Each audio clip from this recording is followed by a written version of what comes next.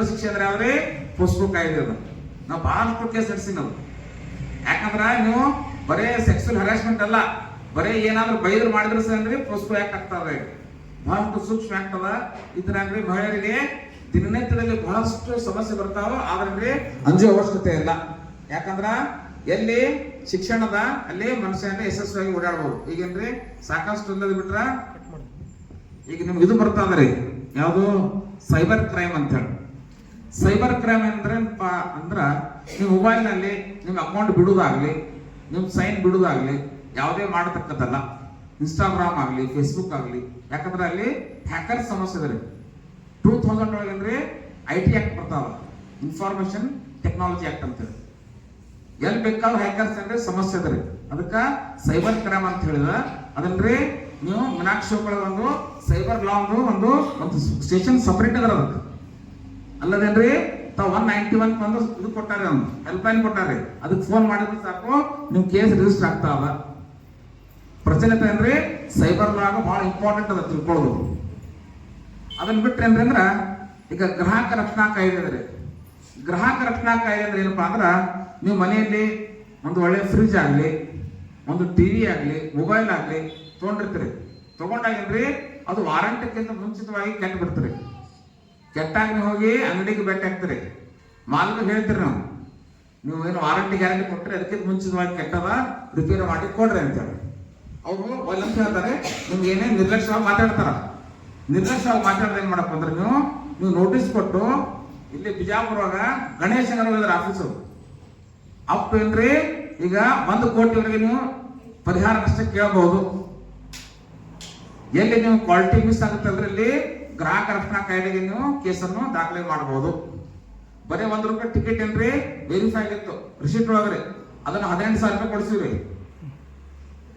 ಒಂದು ಹೋಟೆಲ್ ಒಳಗ ₹1 ಹೆಚ್ಚು ಕಡಿಮೆ ಆಗಿತ್ತು, ವೇರಿಯೇಷನ್ ಆಗಿತ್ತು. ಈ ತರ ಅಂದ್ರೆ ಗ್ರಾಹಕ ರಕ್ಷಣಾ ಕಾಯ್ದೆ ನಿಮ್ಗ ಬಹಳಷ್ಟು ಹೆಲ್ಪ್ ಆಗ್ತಾ ಅದ. ಅದನ್ನ ಬಿಟ್ರೆ ನಿಮಗ ಈಗ ಡ್ರೈವಿಂಗ್ ಲೈಸೆನ್ಸ್ ಆ ದಿನನಿತ್ಯದಲ್ಲಿ ಬರುವಂತದ್ದು 18 ವರ್ಷ ಆಗುತ್ತಕಂದ್ರೆ ನೀವು ಯಾವುದೇ ವಾಹನ ಓಡಿಸಂಗಿಲ್ಲ. ಓಡಿಸಿದ್ರೆ ಅನ್ನೋದು ಅಕ್ಷಮ್ಯ ಅಪರಾಧ. ಯಾಕಂದ್ರ ನೀವು ಯಾವುದೇ ಗಾಡಿ ತಗೊಂಡ್ ಹೋದ್ರ ಮళ్ళీ ನಿಮ್ ಪೇರೆಂಟ್ಸ್ ಮ್ಯಾಗ ಕೇಸ್ ಮಾಡ್ತಾರೆ. IPC ಸೆಕ್ಷನ್ 183, 184 ಏನ್ರಿ ಚಾವಿ ಕೊಟ್ಟು ಬೇರೆ ತಂದೆಗೆ ಆಗ್ತಾವ. ನಾ ಸೌದತ್ತಿ ಒಂದು ಬೇಲ್ ಮಾಡಿದ್ದೆ ಬೆಳಗಾವಳಿಗೆ ಏನ್ರಿ ಹುಡುಗ ಬೇಲ್ ಮಾಡಿದೆ, ಅವ್ರ ಅಪ್ಪಗೆ ಏನ್ರಿ ಸೌದತ್ತಿಗೆ ಬೇಲ್ ಮಾಡಿದೆ. ಅಂದ್ರ ನೀವು ಅಪ್ರಾಪ್ತರಿದ್ರ ನೀವು ಯಾವುದೇ ವಾಹನ ಚಲಾಯಿಸಲಿಕ್ಕೆ ಬರಂಗಿಲ್ಲ. ಯಾವುದೇ ಕಾರಣದಂದ್ರಿ ನಿರ್ಲಕ್ಷಿತ ಚಾಲನೆ ಮಾಡಿದ್ರ IPC 279 ಕೆಳಗೇನ್ರಿ ಒಂದು ನಿರ್ಲಕ್ಷಿತ ಚಾಲನೆ ಅಂತ ಹೇಳಿ ಒಂದು ಕೇಸ್ ರಿಜಿಸ್ಟರ್ ಆಗ್ತಾವ. ಮತ್ತು ಸಿಂಪಲ್ ಇಂಜುರಿ ಆದ್ರೇನ್ರಿ ಅದಕ್ಕೆ IPC 337 ಬರ್ತಾವ. ತೀವ್ರ ಗಾಯದೇನ್ರಿ 338 ಬರ್ತಾವ. ಅದಕ್ಕೇನ್ರಿ ಒಂದು ಫೈನ್ ಮುಖಾಂತರ ಏನ್ರಿ ನಿಮ್ಮನ್ನ ಬಿಟ್ಟು ಬಿಡ್ತಾರೆ. 2,000 3,000 ಕೋಟ್ ಕಟ್ಕೋತಾವ. ಮುಂದಿನ ವ್ಯಕ್ತಿ ಡೆತ್ ಆದ್ರ ಅದಕ್ಕ 304 ಏನ್ ಬರ್ತಾವ. 304 ರಿಜಿಸ್ಟರ್ ಆದ್ರೇನ್ರಿ ನಿಮಗೇನ್ರಿ 3 ವರ್ಷ ಸಜಾ ಕೊಡ್ತಾರೆ. ಯಾವ ನೆಗ್ಲಿಜೆನ್ಸ್ ಆಗಿ ಡ್ರೈವ್ ಮಾಡ್ತಾರಲ್ರಿ ಆ ಡ್ರೈವರ್ ಏನ್ ಮಾಡ್ತಾರೆ 3 ಇಯರ್ಸ್ ಏನ್ರಿ ಪನಿಷ್ಮೆಂಟ್ ಅದ. ಅದು ಬಿಟ್ರೆ ಇನ್ಸಿಡೆಂಟ್ ಅದ ಆಕಸ್ಮಿಕ ಆಕ್ಸಿಡೆಂಟ್ ಆಗೋದು ಮಾಡೋದು. ಆದ್ರೆ ನೀವೇನ್ರಿ ಎಲ್ಲ ಏನ್ರಿ ನಾಲೆಜ್ ನಿಮ್ಗೆ ಅವಶ್ಯಕತೆ ಅದ. ಈ ತರ ಏನ್ರಿ ಒಂದು ಸಮುದ್ರ ಅದ ರೀ. ಬ್ಯಾಂಕಿಂಗ್ ಲಾ ಅದ, ಇಂಡಿಯನ್ ಕಾನ್ಸ್ಟಿಟ್ಯೂಷನ್ ಅದ. ಈಗ ನೋಡಿ 14 ಅದ ಆರ್ಟಿಕಲ್ 14 ಒಳಗ ಸಮಾನತೆ ಬರ್ತಾವ. ಲಿಂಗ ಸಮಾನತೆ, ವೃತ್ತಿಯಲ್ಲಿ ಸಮಾನತೆ. ಆರ್ಟಿಕಲ್ 19 ಏನ್ರಿ ವಾಕ್ ಸ್ವಾತಂತ್ರ್ಯ ಬರ್ತಾವ. ಎಲ್ಲಾರಂದ್ರೆ ವಾಕ್ ಸ್ವಾತಂತ್ರ್ಯ ಎಲ್ಲಾರು ಮಾತಾಡ್ಬೋದು, ಲೇಡೀಸ್ ಇರ್ಲಿ ಜೆಂಟ್ಸ್ ಇರ್ಲಿ ಇವ್ರಿಗೆ ಮಾತಾಡಬೇಕಂತಿಲ್ಲ ಏನ್ರಿ. ಸಾಕಷ್ಟು ಕಾಯ್ದೆ ಅದ ರೀ. ಈಗ ಲಾ ಆಫ್ ಸ್ಟಾಟ್ ಅದ ರೀ, ಲಾ ಆಫ್ ಸ್ಟಾಟ್ ಅದ. ಈಗ ರೆಂಟ್ ಆಕ್ಟ್ ಅದ. ರೆಂಟ್ ಆಕ್ಟ್ ಎದಕ್ ಬರ್ತಾದ್ರ ನೀವು ಯಾವುದೇ ಮನೆಯಲ್ಲಿ ಒಂದು ಬಾಡಿಗೆ ಇರ್ತಾ ಇದ್ರಿ, ಬಾಡಿಗೆ ಕಾಯ್ದೆ ಅಂದ್ರೆ ಇದಕ್ಕ ಬಾಡಿಗೆ ಅಧಿನಿಯಮ ಅಂತ ಕರೀತಾರೆ. ಕೇವಲ ಏನ್ರದು 11 ತಿಂಗಳು ಅಷ್ಟೇ ಅಗ್ರಿಮೆಂಟ್ ಇರ್ತಾವ್ರಿ. ಒಂದು ಬಾಡಿಗೆ ಮನ್ಯಾಗ ಇರ್ತೀವಿ ಅಂದ್ರ ಅದಕ್ಕ ಕರೆಂಟ್ ಬಿಲ್ ಆಗ್ಲಿ, ಲೈಟ್ ಬಿಲ್ ಆಗ್ಲಿ, ಏನಾದ್ರು ಕಿಟಕಿ ಡ್ಯಾಮೇಜ್ ಮಾಡಿದ್ರೆ ಆಗ್ಲಿ ಈ ತರ ಏನ ಕೊಡ್ಬೇಕಂತ ಹೇಳಿ ಕಂಡೀಷನ್ ಆಗ್ತಾ ಇದ್ರಿ. ಮತ್ತು ಅವ್ರು ಮಾಲಕ್ಕೆ ಇರ್ತಾರ. ನೀವು ಒಂದು ತಿಂಗಳು 10 ಒಳಗಡೆ ಅಂದ್ರೆ ನೀವು ಫೋನ್ ಪೇ ಮುಖಾಂತರ, ಗೂಗಲ್ ಮುಖಾಂತರ ಅಂದ್ರೆ ಬ್ಯಾಂಕ್ ಅಕೌಂಟ್ ಹಾಕಂತ ಹೇಳ್ತಾರೆ. ಈ ತರ ಅಂದ್ರೆ ಬಾಡಿಗೆ ಅಧಿನಿಯಮ ಕಾಯ್ದೆ ಬರ್ತಾವ. ಅದ್ ಬಿಟ್ರೆ ಚೆಕ್ ಬೌನ್ಸ್ ಕೇಸಸ್ ಬರ್ತಾವ್ರಿ ಬ್ಯಾಂಕಿಂಗ್ ಲಾ ಒಳಗ. ನೀವು ಎಲ್ಲಾರಿಗೆ ಚೆಕ್ ಬೌನ್ಸ್ ಹಂಚುದಲ್ರಿ, ಎಲ್ಲಿ ಬೇಕಲ್ಲ ಇರ್ಬ್ಯಾಗ ಸಕ್ರೆ ಹಂಚ್ತಿರ್ಲ ಹಂಗ ಒಬ್ಬರದೇ ವ್ಯಕ್ತಿನ 4 ಕಡೆ ಬೇಲ್ ಮಾಡಿಸನ್ರಿ.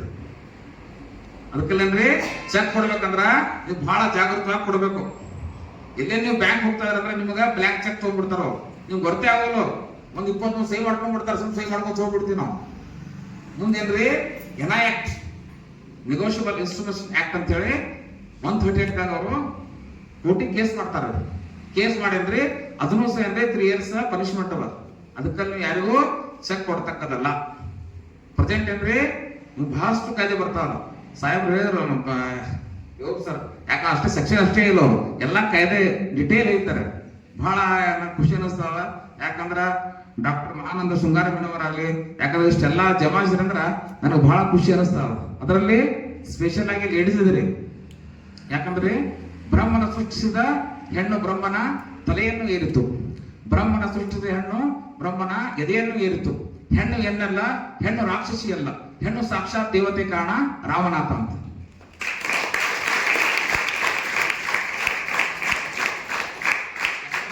ಹೆಣ್ಣು ತಾಯಿಯಾಗಿ ಸಹೋದರಿಯಾಗಿ ನಾನಾ ಪಾತ್ರ ಮಾಡಬೇಕಾಗ್ತದೆ ಹೇಳಿದ್ರು ಸರ್.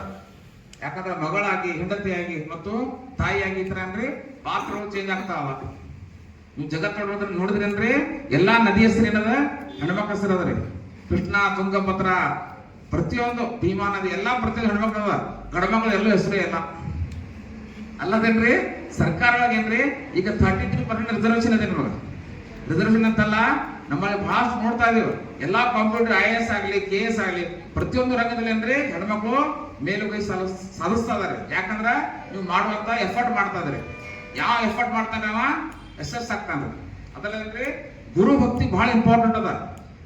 ದೇವರಷ್ಟೇ ಗುರು ರಕ್ಷಿತ, ಗುರುರಷ್ಟೇ ದೇವನ ಖಚಿತ. ಗುರುಸ್ತತ ಗುರುಸ್ತತ ಗುರುಸ್ತತ. ಹರ ಮುನುದರೆ ಗುರು ಕಾಯೋನು, ಗುರು ಮುನದರೆ ಹರ ಕಾಯೋನೆ. ಗುರುವೇ ಶಿಕ್ಷಕ, ಗುರುವೇ ರಕ್ಷಕ. ಯಾಕಂದ್ರ ಎಲ್ಲಾರು ಗುರು ಅದಾರ ಇಲ್ಲ 5 ಮಂದಿ. ನಾನು ಲಾ ಕಾಲೇಜ್ ಪ್ರೊಫೆಸರ್. ಯಾಕಂದ್ರ ನಾವು ಸ್ಟೂಡೆಂಟ್ಸ್ ಅಲ್ಲಿ ರಿಕ್ವೆಸ್ಟ್ ಮಾಡ್ತಾ ಇದೀನಿ, ನೀವು ಎಷ್ಟು ಗುರು ಭಕ್ತಿ ಇರ್ತೀರಿ ಜೀವನದಲ್ಲಿ ಯಶಸ್ಸು ಕಾಣ್ತಾ ಇದ್ರಿ. ಯಾಕಂದ್ರೆ ಗುರು ಭಕ್ತಿ ಬಹಳ ಇಂಪಾರ್ಟೆಂಟ್ ಅದ. ನೀವು ಶಿಸ್ತು ಜೀವನದಲ್ಲಿ, ಶಿಸ್ತು ಮತ್ತು ಸಮಯ ಪ್ರಜ್ಞೆ ಬಹಳ ಇಂಪಾರ್ಟೆಂಟ್ ಅದ್ರಿ. 5ಕ್ಕೆ ಲಕ್ಕಮ್ಮ ಅಂತ ಕಡೆ ಹೇಳ್ತಾರ್ರಿ, ಮೂಗು ಇಲ್ಲದವನಿಗೆ ಕನ್ನಡಿಯ ತೋರಲಿಕ್ಕೆ, ಕೈ ಇಲ್ಲದವನಿಗೆ ಕುದುರೆಯನ್ನು ಏರಲಿಕ್ಕೆ, ಕಾಲು ಇಲ್ಲದವನಿಗೆ ನಿಚ್ಚಣಿಕೆಯನ್ನು ಏರಲಿಕ್ಕೆ, ಜೀವನದಲ್ಲಿ ನಿಷ್ಠೆ ಭಕ್ತಿ ಇಲ್ಲದವನಿಗೆ ಇಷ್ಟಲಿಂಗ ವೇಕಿ ಅಮೋಘೇಶ್ವರ ಅಂತ ಹೇಳಿ. ಮನುಷ್ಯನ್ರಿ ನೀವು ವಿದ್ಯಾರ್ಥಿ ಜೀವನ ಸಫಲ ಆಗ್ಬೇಕಂದ್ರ ನಿಮ್ಮಲ್ಲಿ ಸಮಯ ಪ್ರಜ್ಞೆ ಮತ್ತು ಶಿಸ್ತು ಬಹಳ ಇಂಪಾರ್ಟೆಂಟ್ ಅದ. ಇದನ್ನು ಅಳವಡಿಸಿಕೊಂಡು ನೀವು ಚೆನ್ನಾಗಿ ಓದ್ರಿ ಅಂತ ಹೇಳ್ತಾ ಇದೀನಿ. ನನಗೆ ಕರೆಸಿದ್ದಕ್ಕಾಗಿ ಎಲ್ಲರೂ ಬಹಳ ಕೃತಜ್ಞನಾಗಿದ್ದಾನೆ. ಜೈ ಹಿಂದ್, ಜೈ ಕರ್ನಾಟಕ.